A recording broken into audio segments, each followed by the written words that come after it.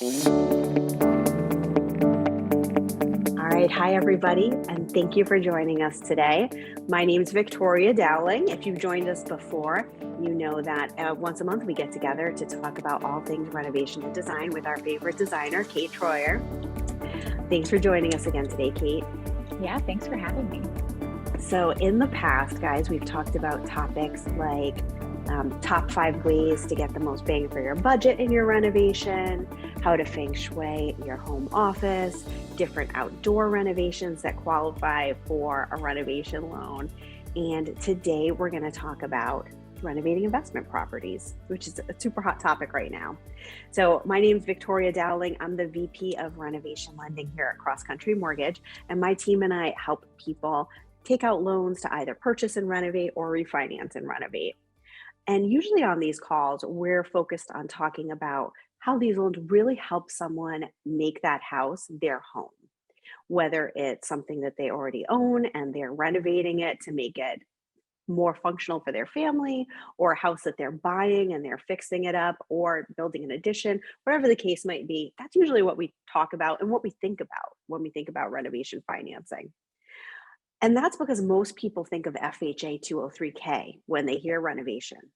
But in the world of financing, there are a whole bunch of options to borrow money for a renovation loan. And we also have here at Cross Country Mortgage in our suite of renovation products, Fannie Mae Homestyle and Freddie Choice Renovation. And those will allow an investor to take a single family investment property and renovate it. We're getting so many requests for those right now, especially amid the pandemic.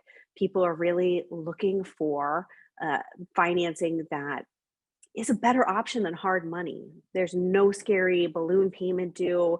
There's no looming deadline, right? It's a very safe 30-year fixed mortgage with a low down payment starting at 15% of the total cost to purchase and renovate. So I know we're getting a lot of requests for these right now. What we wanted to do was focus today and ask our favorite designer some advice on what people can do when they are renovating an investment property. So let's get into it. Let's talk about our tips for investment renovations. And this is an important one. I know we were talking about this the other day, Kate. It's, what should the finishes be? And it's timeless versus trendy, I think is what we were saying the other day.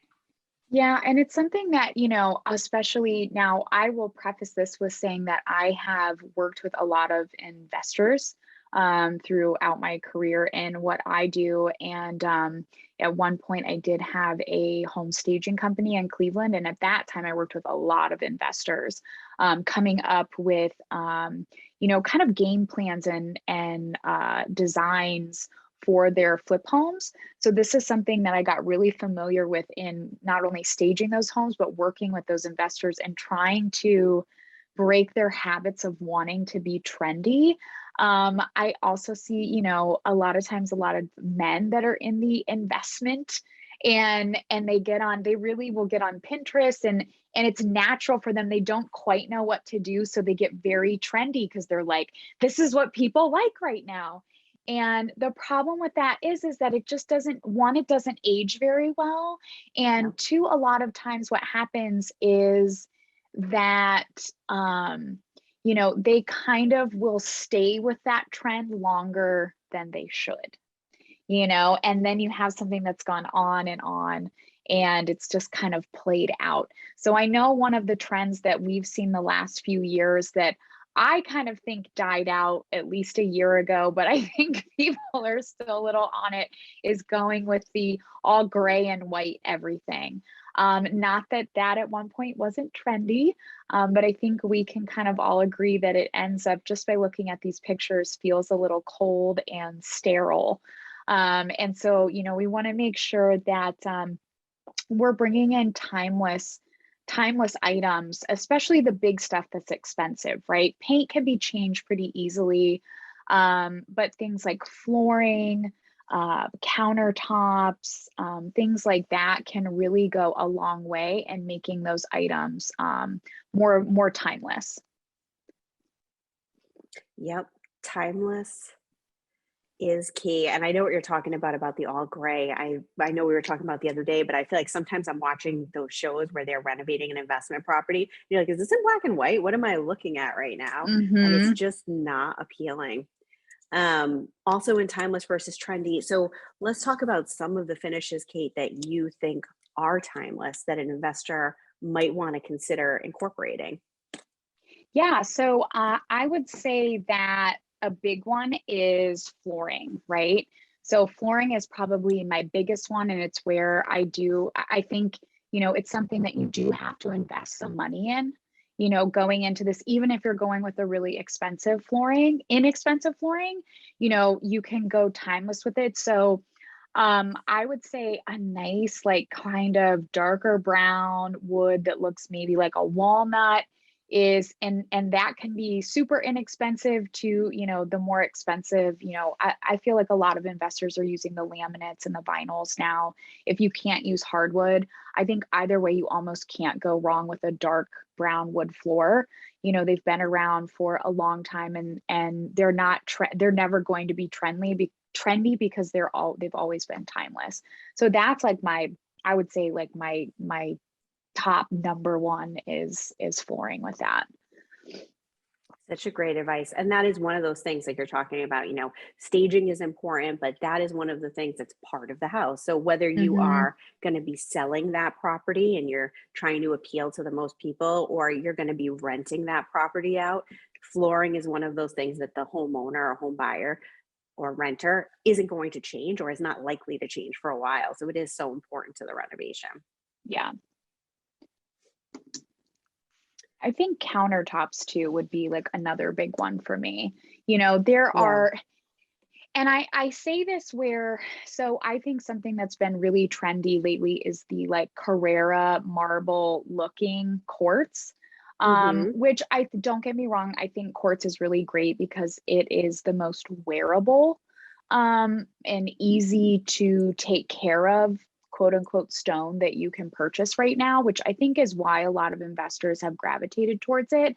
But when you've just got the white with the light gray veining, I think that, and again, it's kind of like that all white kitchen, we're really starting to see that move out of being a trend. And we're going back to warmer colors, more organic tones, woods, where things are just more neutral instead of very stark and white. So not that those can't be mixed in with, some wood-like materials, but I think even looking at just like some timeless neutral granites should, be an option. They're pretty comparable as far as wear wise with the quartz, although quartz is a little bit easier to take care of. A granite is pretty close. And to be honest with you, 9 times out of 10, you can get granite for less expensive than you can even a manufactured quartz right now. Hmm. I know material supplies are a little bit all over the place with the pandemic. So Yeah. it's been interesting to say the least. But I love all those tips. Go for the timeless finishes, not the trends. So you're appealing to the most people possible, but at the same time, you're not going too neutral, right? Too Hmm. neutral is never good either.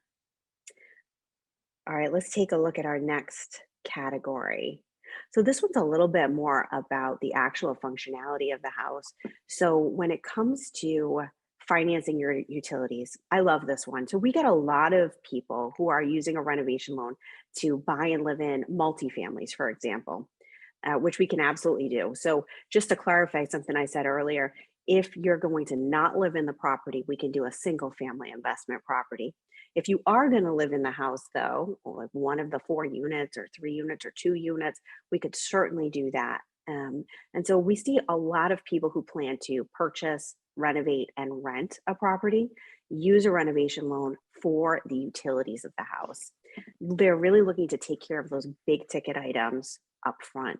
And so I think, where this fits in with the rest of our topics is that when you're buying an investment property, you're really trying to make your money work for you as smartly as it can, and to get the most out of it as you can. So if you take care of things like the heating system, the roof, maybe windows or electric, if you take care of those things up front as either a homeowner with a multifamily or somebody with an investment property that you're planning to rent long term, you're not going to have to worry about a big surprise out of pocket payment down the line. It's already built into your monthly payment. So you're able to take care of it up front in a super affordable way and really just plan on collecting that rental income and really know what your budget is right from the beginning.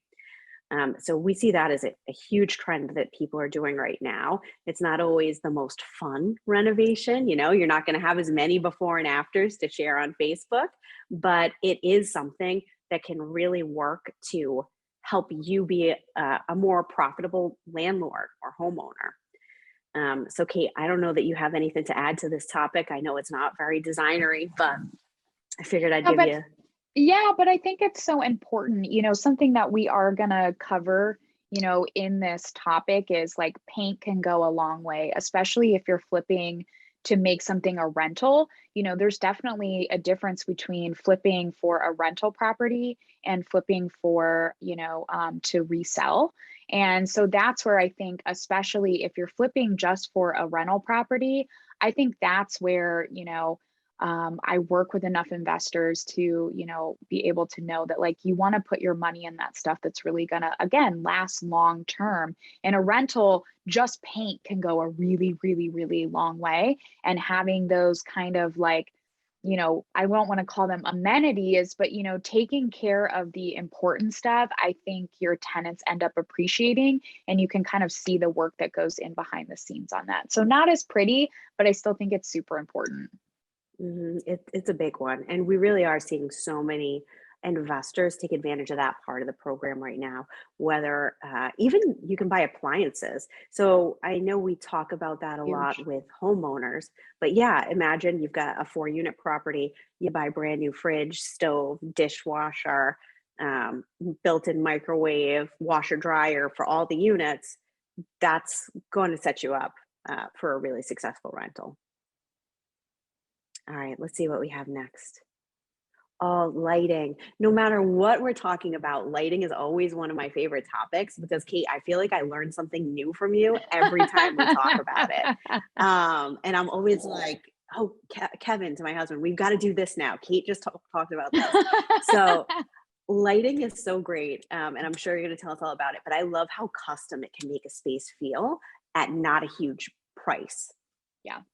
And I think that's a lot of times. So the one thing that I will mention that I see with investors a lot and people that are even just doing rental properties is that they think that they can only get inexpensive, cheap lighting at Home Depot or Lowe's.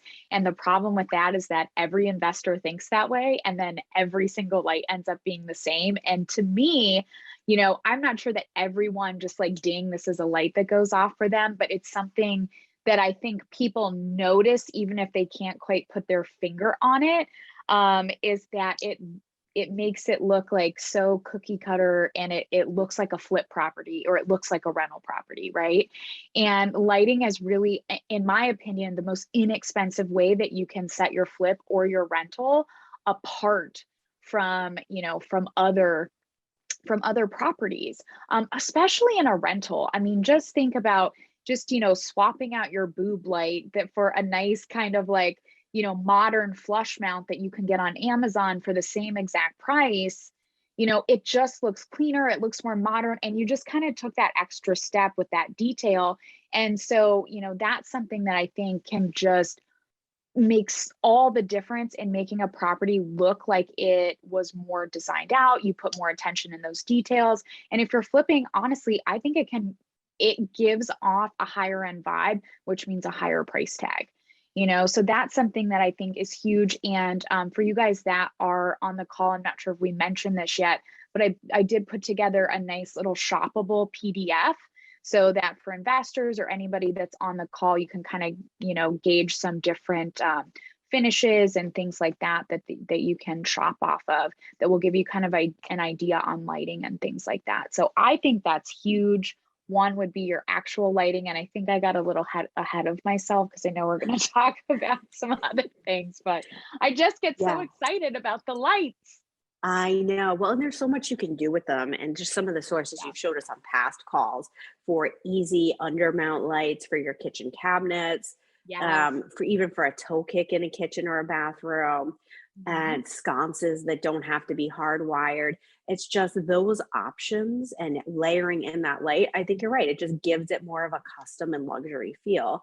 And that's really what you want either a prospective tenant to walk in having the feeling of, or a prospective buyer. You want them to feel like, oh, this has some custom work done to it, because that's going to either get you higher rent or a higher sales price. And that's the goal at Mhm. the end of the day. This is your investment property. And Yeah, thank you so much, exactly. Yeah. yeah, for putting together that source list, because I can't wait to see it. I'm sure it's going to be awesome. I know you've got all the fun places on the internet to go to start looking for these things. So Yeah, that's I great. feel like I could have made it a very long source list, so I had to like contain myself.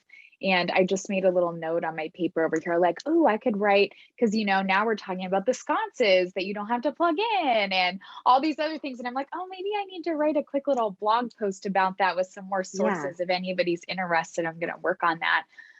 But yeah, lighting is so huge. And I know something that we talked about on our call that we wanted to mention was talking about one, big detail was like dimmer switches. And I think that that's something that gets overlooked so often when people are renovating, and it's such an inexpensive and easy thing to do. It might not be necessary for a rental property, but definitely for a flip property. You chances are you have an electrician or someone doing electrical work in a flip property anyway. So why not spend a little bit extra money and go the extra mile and put, especially with how popular the recessed lighting has become. I personally hate when I'm in a property and those aren't on dimmers because they're so bright. And it's like, if especially if you don't have the home stage, there's not like task lighting around that gives more of an ambiance. You just have this like this light in your face in every room that you go to. And to me, it's just like, to me, it's very off-putting. And I think a lot of people feel that way. They don't really know why. It's just kind of like, oh, it's just so like, it makes things feel a little sterile. So Hmm. one, I think it gives off better energy and a better feeling to be able to have those on dimmers so that you can control it, so it's not so in your face if you don't need it for bright light at the time, which I think probably 7 out of 10 times we don't need that bright of a light on. But two, I think it's just an awesome upsell, and again can get you a little bit more money for a property because you put in those extra little touches that people really do appreciate. Hmm. And those little touches, it's like you said, they might not even know that it's the dimmer switch, right? Like that might not even register with them, but just Hmm. walking into the house and having it feel that much cozier Yep. always helps. So I love that tip too.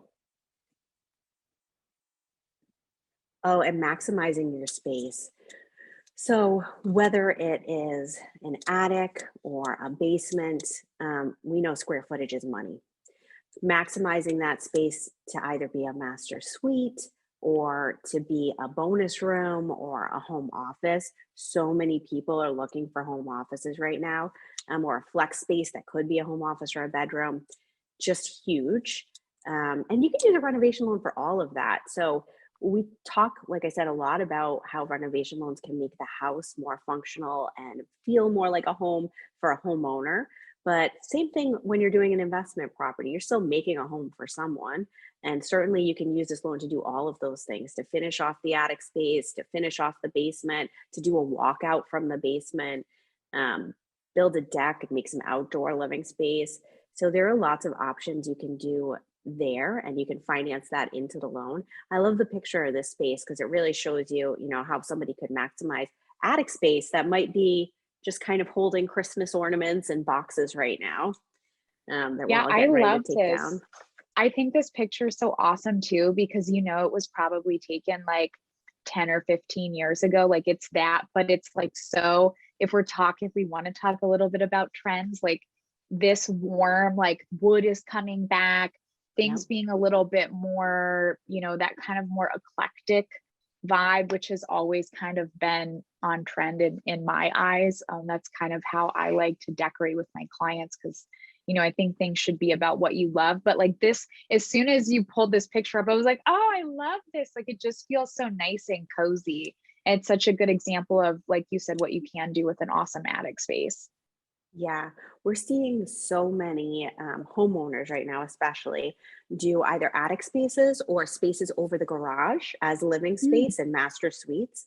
Lots of master suites. So it's really just great to see people utilize the space that they already have, but it so applies to investments. And I feel like it's probably one of those things that gets overlooked. You're thinking about getting everything that's there renovated as quickly as you can, but the master suite, the home office guest flex space is huge right now too. And it's a big trend that we're seeing in what people are requesting from their financing. Consultations. So yeah, so Kate, obviously we go to you for all of our questions and advice that we're looking for. But talk a little bit about, what are some things that investors should look for in a good consultation and why it could really benefit them? So I would say my number one recommended type of consultation that I think all investors should do, even if you only do it once, is get a paint consultation, whether that's from someone like me, like if you're in the Cleveland area, I do those paint consultations for properties. Or if you are somewhere else and you just want to work with Sherwin-Williams, I know there are lots of other paint companies you can work with. I've always been partial to Sherwin. They're super helpful. They actually have people on staff that specifically do color consultations. And I just think that, you know, if you don't work with color all the time, then you should have someone help you with a color consultation. Like I said, even if, so let's say that you're an investor, even for rental properties. I know one investor, he has a ton of rental properties and he literally paints every single one of them the same color. He's actually a friend of mine. And I'm always like, hey, like you should change that color, like switch to a new color. Cause he got really obsessed with this light gray that a lot of investors, if you're an investor and you're on here, you know Light French Gray by Sherwin-Williams because you've all used it. And it's a great color, but I'm just like, maybe you should switch your color once a year or something. So I get for like somebody that does rentals, especially when you're buying 5-gallon buckets of paint, you just want to use it until it's gone, right? You're trying to, stretch your dollar. So that's why I think even if you work with a color consultant just one time to say, hey, put a color palette together for me. Give me like 5 colors that all look good with each other. Maybe I only use one of them. Maybe I use 2 of them. Maybe I use 3 of them, depending on the size of the property. But just that one color consultation, I think could take you a long way and could also, you could use it between multiple properties. If you're doing higher end flips, I would say that getting some type of consultation for each one of them, especially if they're in different neighborhoods and different scale neighborhoods as far as price points. I think it's really important that you make those a little bit more unique because that's what people are looking for when you're buying a higher end home. Which in Cleveland, we see flips of higher end homes all the time. And the mistake that I often will see investors make is that they try and do it the same as all their other flips. And the truth is it's at a higher price point and it shouldn't feel like a flip property. It should still feel like it has some sort of custom element to it. So in that case, definitely a paint color consultation, but even working with a designer or a stylist like myself that can come in and just even put like some easy things together for you. Again, paint, choose a few lighting fixtures, just kind of giving you, be having somebody that can help you maybe mix some metals like light fixtures and faucets and mirrors and things like that, just to give it that more custom look. Because that's what people at higher end price points are looking for. So that's kind of what, as far as consultations, I would recommend a color consultation all day long, every single day, all the time. I think everyone even if you're not an investor and you're just painting, use someone Yeah. for a color consultation. I can't tell you how many clients that I've worked with that are like, oh yeah, we just had everything painted inside a year ago and we hate the color. We picked it. Like it's kind of what we wanted, but it's not quite what we wanted. Like I would be rich if I had $1 for every time somebody told me that. And it's like, if you just would have spent a little bit of money up front on a color consultation, it you could be like in love with your home right now. And so I think that there's just something to be said about that. I know with investment properties, our whole goal is to flip and get rid of and make money or rent them really fast.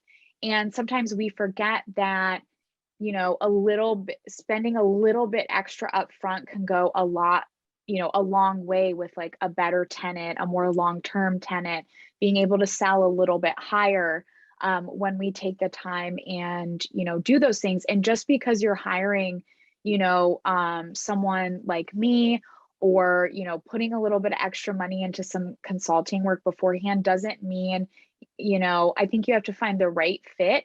Not all designers are going to give you budget friendly options like I do, but I started, well within the real estate industry. So it was something I was used to doing.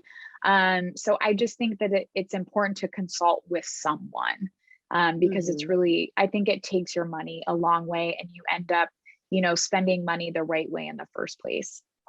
The color consultation, I think, is my favorite tip, no matter what we're talking about, Yeah. because I know anybody who's owned a home has painted and repainted a room like 5 times. You buy the color at the store, you think you know what it's going to be. Maybe you even painted a little splotch on the wall, but you don't realize that that color is going to change throughout the day and the night and is going to look way different when it's in a whole room versus just in a splotch.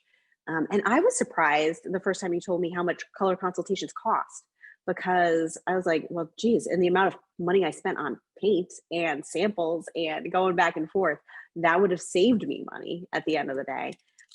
Can you refresh us? How much do paint consultations cost? Would you say low end to high end? So I would say, so for me, when I do a color consultation, I charge 150 for the first hour.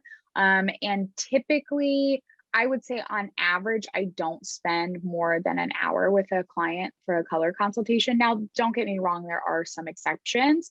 And then I charge Hmm. 130 an hour after that. So, maybe max I'm there a couple hours to put together like a more comprehensive design package for like an investor where we're looking at paint colors, lighting, and I'm talking like, here's the color of floor you need to get. You can get whatever, price point you need on that item. And then like lighting sources and things like that. I Hmm. would say for me, when I would do those would probably cost anywhere between like 500 and 1,500 bucks, just depending on the size of the project. But they are really kind of, grab and go type things. So it depends on how in depth they would want to get. You can use Sherwin-Williams for color consultations. I think they're only like 50 bucks to have a Sherwin-Williams Hmm. color consultant come out. And there might even be like for the investors that have accounts with Sherwin-Williams, they might even be free. Don't quote me on that.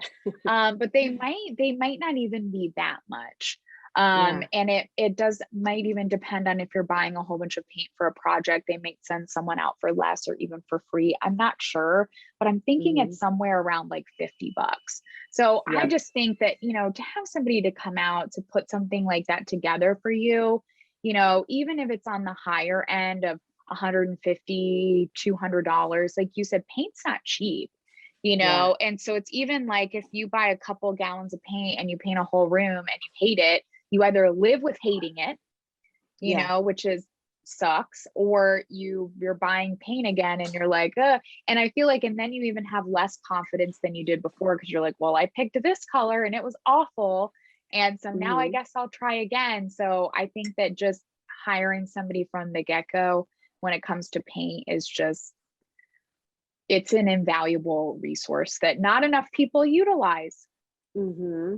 Yeah, we have one four-family building, and in that building, we did the same color for like living room, dining room, a different one for all the kitchens, a different one for the bedrooms. But we did a lot of swatches and a lot of extra painting. And if I had only known how little that was, I feel like anytime you think, oh, a designer is going to be involved. And again, this is a lot of what we've been talking about today, right? It's how Yeah. do you get that custom feel? How do you get as much as you can for the money that you have? And it's just Mhm. one of those things that is going to help your property feel more custom, feel more finished, feel less builder grade. and help you get that top dollar, whether it's rent or if you're going to be flipping it.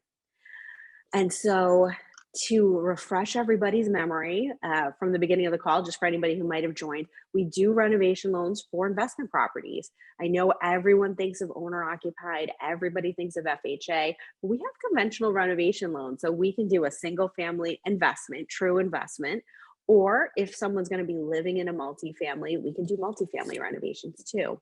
And so, great tips today on how to really think about that renovation that you're doing. I can't wait to see the source list for the lighting. And I'm sure we have some questions out there.